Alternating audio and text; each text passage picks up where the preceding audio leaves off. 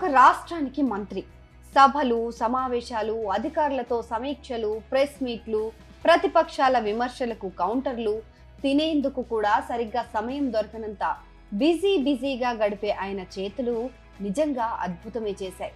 ఇంతకు ఎవరా మంత్రి? ఆయన చేతులు ఏం అద్భుతం చేశాయనే కదా మీ డౌట్? ఇప్పుడు చెప్తాను వినండి.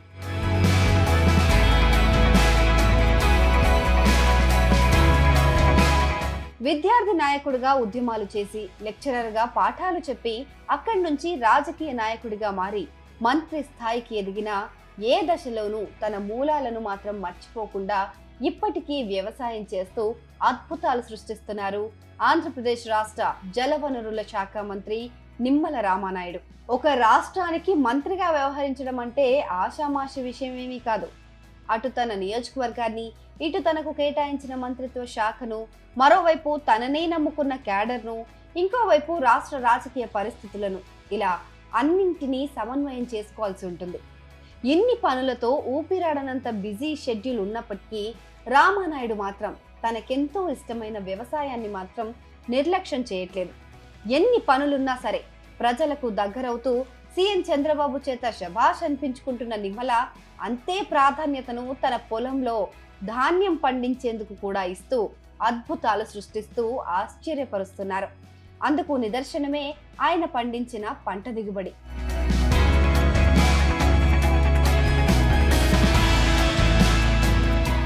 మంత్రి నిమ్మల రామానాయుడు పశ్చిమ గోదావరి జిల్లా పాలకొల్లు మండలం అగర్తిపాలెంలో తనకున్న 6 ఎకరాల్లో రబీ వరి సాగు చేశారు.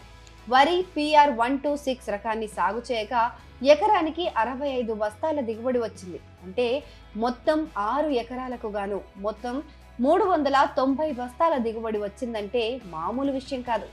ఒక మంత్రిగా ఉంటూనే రైతు ఆయన సాధించిన ఈ అద్భుత విజయం అందరినీ ఆశ్చర్యానికి గురి చేస్తోంది.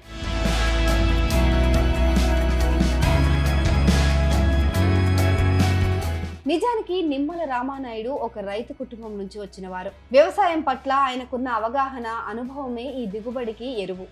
మంత్రిగా బిజీ షెడ్యూల్లో ఉన్నప్పటికీ ఆయన తన పొలాలపైన ప్రత్యేక శ్రద్ధ వహించారు. ప్రతిరోజు ఉదయం పొలానికి వెళ్లి పంటల పరిస్థితిని స్వయంగా పరిశీలించారు. వ్యవసాయ నిపుణుల సూచనలు పాటించి ఆధునిక వ్యవసాయ పద్ధతులను అవలంబించారు.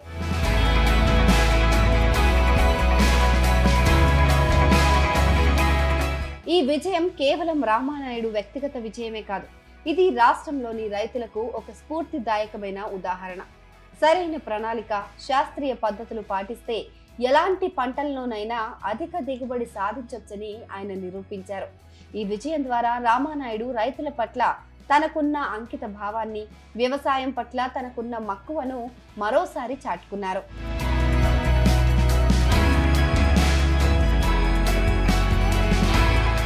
రామానాయుడు సాధించిన ఈ ఘనతను స్థానిక రైతులు, వ్యవసాయ నిపుణులు ప్రశంసిస్తున్నారు. ఒక మంత్రిగా ఉంటూనే రైతుగా ఆయన సాధించిన ఈ విజయం మాలాంటి రైతులకు స్ఫూర్తినిస్తుంది.